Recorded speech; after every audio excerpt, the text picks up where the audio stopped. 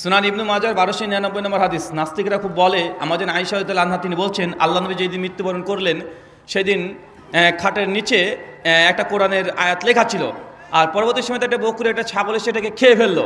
অতএব বিধায় বোঝা গেল যে কোরআন এখন আর প্রিজার্ভ না, এটা সংরক্ষিত নেই, তাই তো? এটাই না? এই হাদিসের সহি নয়।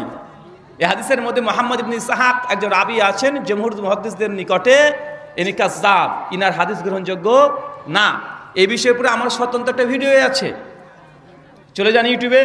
ব্রাদার রাহুল হোসেন, নাস্তিক ইমরান বিন বশির, কোরআনকে ছাগলে খেয়ে নিয়েছে, এটা লিখলেই 25 মিনিটের আমার একটা আলোচনা পেয়ে যাবেন। এই হাদিসটা কেন সহি নয় স্পষ্ট এখানে আলোচনা করা হয়েছে। আমি এই জন্য বলেছিলাম যে কোরআনের আয়াত ছাগলে খেয়েছে কি খায়নি এই বিতর্ক না করে ওই নাস্তিকের মগজ ঠিক ছাগলে খেয়েছে। ছাগল কোরআনে আয়াত খেতে পারে রে ভাই? আরে ভাই, আল্লাহর নবী যেদিন ওফাতের পরে আমাদের আয়েশার কাছে একটা কাগজের টুকরা ছিল যেখানে কোরআন লেখা ছিল, ওইটা খেয়ে নিয়েছে। তার মানে কোরআন খাওয়া হয়ে গেল।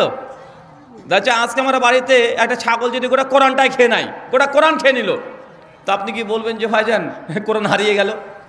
আরে ভাই, কোরআন তো কাগজে প্রিজার্ভ আল্লাহ করেনি, কোরআন হচ্ছে হিফজ। কি কথা বলেন? কোন হিফজ? ব্রেনের মাধ্যমে গোটা বিশ্বের কোরআন যদি আজকে আগুন দিয়ে পুড়িয়ে ছাড়খাড় করে দেন, কোরআন তারপর রচনা করা সম্ভব কি সম্ভব নয়? তো একটা কোরআনের আয়াত কারো কাছে কাগজে লেখা ছিল তার মানে এই নয় এই আয়াতটা অন্য কোনো সাহাবের কাছে লেখা ছিল না। আল্লাহ নবীর কমপক্ষে 10 জন কাতেবে ওহী ছিল। যখনই কোরআন আয়াত অবতীর্ণ হতো, কাতেবে ওহীকে বলতেন এইগুলো আজকে অবতীর্ণ হয়েছে, তোমরা হিফজ করো এবং লিখেও রাখো। তো একটা কোনো জায়গাতে যদি খেয়ে ফেলে ছাগলে, তার মানে কোরআন মাজিদ প্রিজার্ভ না, এই দাবি করাটা এটা অযৌক্তিক।